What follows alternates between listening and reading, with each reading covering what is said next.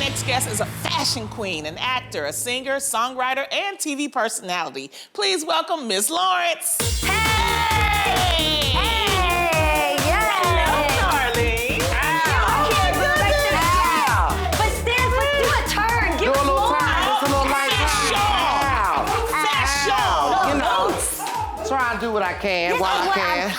You do it and do it. This is why we live right here for the fashion, baby. Thank you. I love this about you. Miss Lawrence, welcome to the show. I'm so glad you're here. Thank you for having me back. It's been a long time. No. It's been a long time. Wait, first we gotta get into the boots though, because like I wanna know, could it be my size? Like what size are you? It's not your size, honey. If my foot was your size, I would definitely be broke.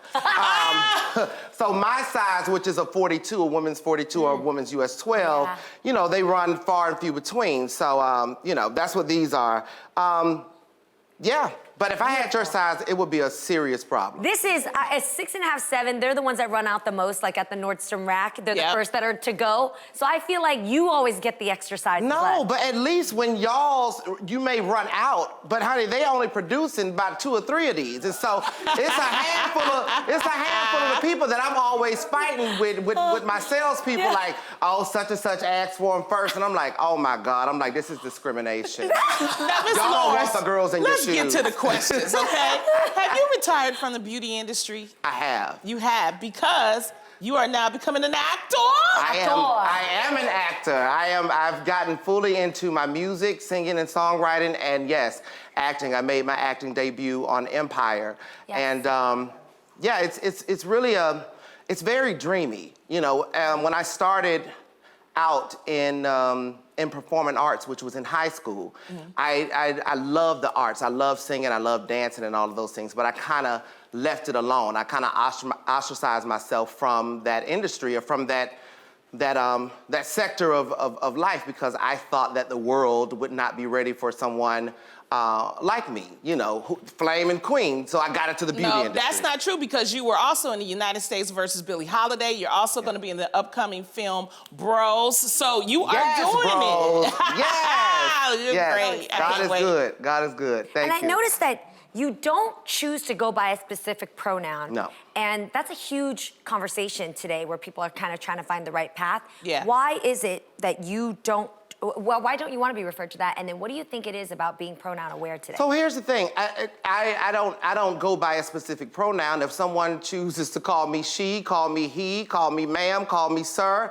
I'm here for it. Now, my name is Miss Lawrence, but I don't have a specific pronoun because that wasn't of my era. When I was coming up, you know, it was just, people greeted you how they saw you as long as there was no type of disrespect. But why now I am not opposed to the pronoun thing that's going on. It's because if that is the thing that will allow conversations to take place, conversations that should have taken place years ago, and learning how to understand or better understand those of us that are in the LGBTQ community, then I welcome that. As long as it's good, positive conversation and people are literally wanting to know and wanting to understand us better so that we can all be better. Well, you are doing something positive. It's an amazing event called The Family Table, which bridges the gap between LGBTQ+ and the hetero communities. Now, when did you realize there was a need for this type of event? I've always known that we needed to be stronger, and the only way we can be stronger is by being together. So what is it? So the Family Table is an event where there's literally a dinner, and at the dinner, it is a table where there is heterosexual people, gay people, lesbian people, trans people. We all sit together and we commune and we talk. Wow. And we are able to sit and look at each other. We look at each other's eyes. You know, we express, you know, what it looks like and what it feels like to really have community. And that is one of the questions that I pose as we start the dinner. As we partake in breaking bread, as we partake in breaking chains, ask yourself, what is community and what do you add to community? And that is how the conversation is started amongst the table. Hopefully these people will take this back into their own neighborhoods and let this foster. That is the call to action. Yeah, do you think that this is gonna expand to other cities? It is 100% expanding to other cities. I've already been in talks with my sponsors or my partners to rock about doing it in one in Los Angeles, one in New York. So I'm hoping that I can do one for, and I am gonna kind of drop it a little bit. I'm hoping to do one for Super Bowl weekend here in Los Angeles. Yeah, I want to do it places where I know the people are going to be. You know, because we've done too much of talking across the aisles at each other. Yeah. We've done too much of sitting over here and then having the LGBTQ community over here, but that's doing nothing if we can't talk together. You understand what I'm saying? That's where the real work happens. Would you invite someone like Boosie to the family table? You know, here's the thing about Boosie.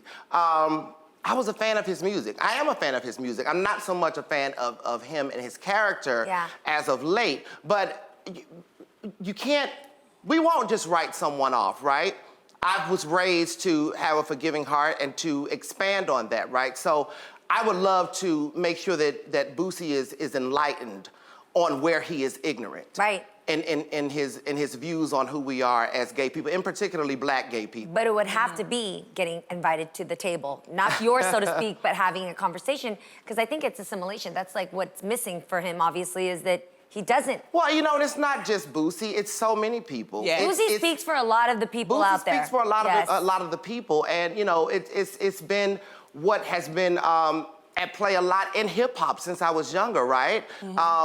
Misogyny, homophobia, all of it. So having these type of conversations that take place at the family tables is very important, you know, and I'm very grateful to people like Lil Nas X, who is occupying a space in music that's never been occupied to this magnitude before. Yeah. It's not new, but in the way that it's being, that he's out there is new. And so I think we're at a very powerful but very sensitive space right now. And I think if we do our due diligence and make sure that we, again, talk to each other opposed to adding and commenting against and about each other via social media, I think that we will stand extremely united in a very mighty way, and we will get even more change and more work done. And you know, today is National Coming Out Day. Yes. Do you have a coming out story? I do not have a coming out story. The only time I came out is when my mother had me, right? Right. Miss Lawrence arrived. She just arrived. Honey, listen, I've always marched to the beat of my own drum.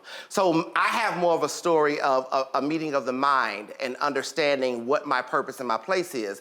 I appreciate coming out, National Coming Out Day, though, and I appreciate people that oblige to the need and the feeling to want to come out, because that's important. When you come out, it's setting yourself free. You know, it's ridding yourself of things that you always thought would hold you back from the world and experience and all the abundance that we were promised that we would have. So I support it, and I'm happy for National. So happy National Coming Out Day.